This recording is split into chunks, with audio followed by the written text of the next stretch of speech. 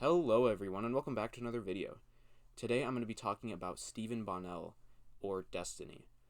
He is for those of you who don't know who he's a Twitch streamer, a person who engages in a lot of debates, and that's basically primarily what he's known for. He's primarily known for his political debates because he is a very good debater. He's one of the best debaters on the internet at the moment. And he kind of rose to fame debating alt-right people on the alt-right, on things like immigration or the Jewish question. I don't know if he's actually had a Jewish question debate, but things related to that, things in that common area.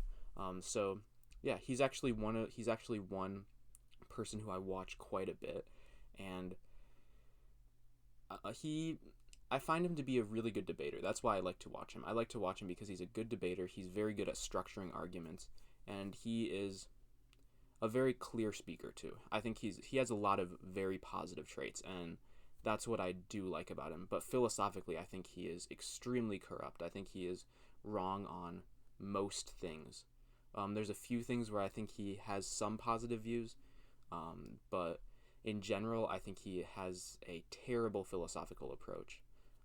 But to begin with, let me offer one positive thing to say about him. One positive thing is that besides the fact that he's a good debater, he has a somewhat egoistic view of ethics.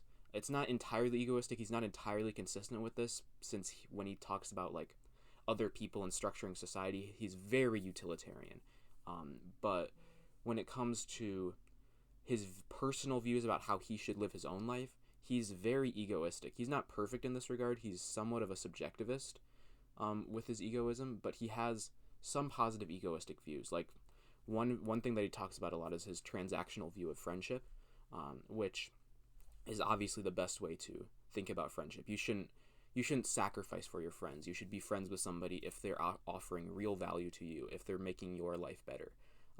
And it feels good to have friends who have that same view of friendship as well. So like if I were friends with someone with a transactional view of friendship, I would know that they like me because I offer real value to them, and that's a sort of thing that boosts pride in me.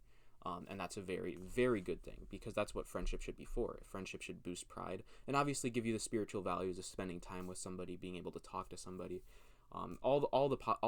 being able to have fun with somebody, all those positive things that come with friendship. So yeah, that's actually one thing where I am a fan of Destiny. However, Destiny goes wrong in a lot of ways. One instance where you can see very clearly where Destiny goes wrong is in his debate with Darth Dawkins, which is this like Christian apologetics YouTuber. I don't know anything about him, but I remember watching that debate, and I was extremely frustrated with Destiny because the way that Darth Dawkins would argue this is basically say that, oh, your axiomatic concepts have no justification, so let me just smuggle in my axiomatic concept of God, and that'll be the axiomatic concept. And Destiny agrees with this. This is the problem with Destiny. He agrees that axiomatic concepts are completely arbitrary. If you hear how he talks about things like logic, causality, he views those things as completely arbitrary. He says, we have no justification for these things, but we just accept them because they're practical. And this leads him to not being able to adequately debate people like Darth Dawkins. He didn't do terrible because he's a good debater. He didn't do terrible in that debate, but he could have easily, if he had the right premises, shot down everything Darth Dawkins said. Because if you believe that your axioms are not arbitrary, if you realize that they come from reality, they come from looking at reality, and you can point to them basically, and you induce them from reality, it's a lot easier to argue with people like that. But the issue is Destiny doesn't do that. He doesn't believe in objective axioms. He doesn't believe that axioms actually come from reality. And this is a huge problem with him, and it leads him to ultimately being a skeptic. He's one of the biggest skeptics, I guess, on the internet. He's definitely a big skeptic. He is not somebody who believes that real knowledge is possible. He thinks that, just with the whole axiom, he doesn't think that the axioms that he holds are true. He thinks that they're just practical. And that leads into a lot of other issues, like when you look at how he thinks about politics as well. He is someone who when he talks about politics, he's constantly talking about, oh, all this study. He never talks about any principles. He never talks about any, like, what specifically we want to achieve. When he does talk about that, he's a utilitarian, where he basically says that, oh, maximize the greatest good for the greatest number of people. And that's, as I've talked about before, that's not a real principle. That doesn't define what good is. It doesn't, and it's fundamentally collectivist at heart. It doesn't define what good is, so you can basically have whatever idea of good you want. You can force good down people's throats. You can say, when good should be objectively defined as what I am doing, or what I choose to do for myself that is positive.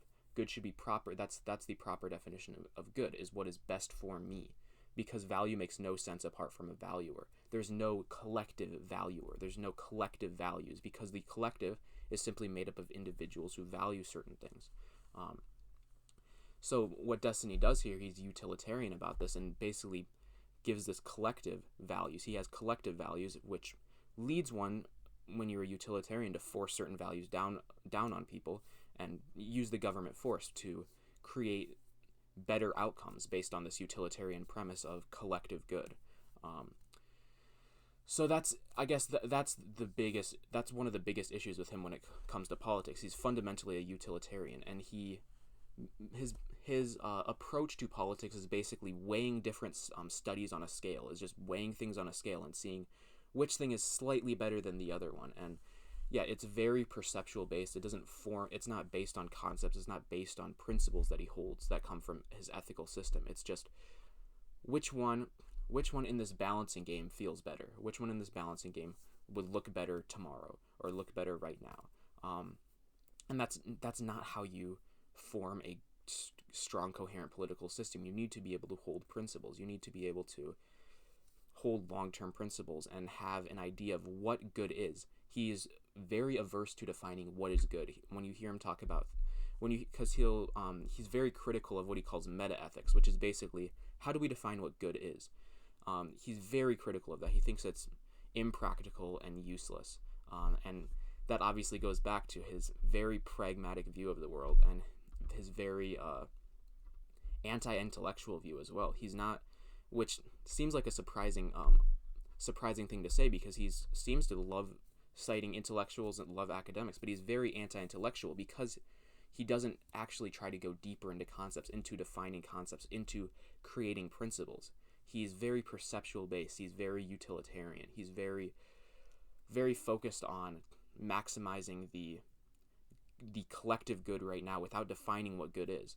And when he does define what good is, he's actually somewhat inconsistent with this, because he has a somewhat positive view, somewhat what I view as positive view of what good is, being in your own life, you should pursue your own happiness. Although he's somewhat subjectivistic with it, that's okay. It's still better than all the altruists on the rest of the internet. But yeah, the biggest issue though is that, like I've been saying, he doesn't believe knowledge is possible. He doesn't believe real knowledge is possible. So he doesn't believe in principles. He doesn't believe.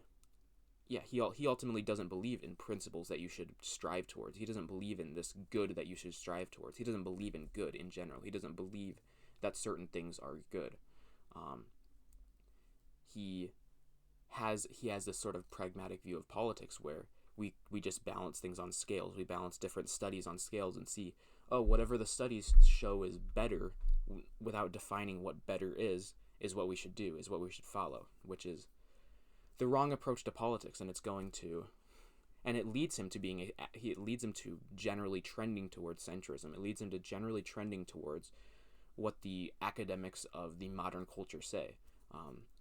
Because I would largely consider Destiny a centrist based on what he trends toward over time. He just trends toward whatever the academics say. He trends toward whatever the studies are showing, and that's not the right way to go about things.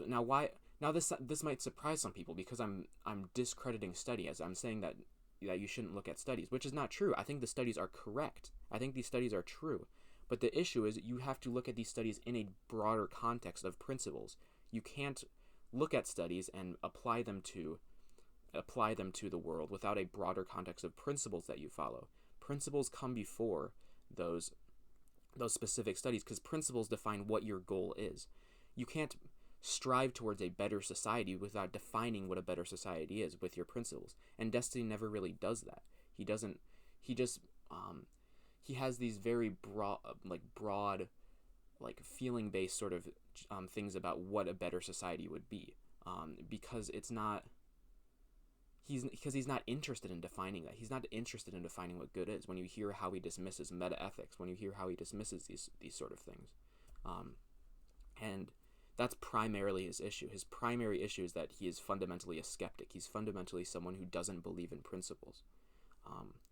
And yeah, I think that is all that I have to say about Destiny for today. This is the first time that I've actually put this criticism into words. I've thought about it a lot. I've thought about these sort of things. So there might be a few misstatements. There might be a few jump steps. Feel free to correct that in the comments.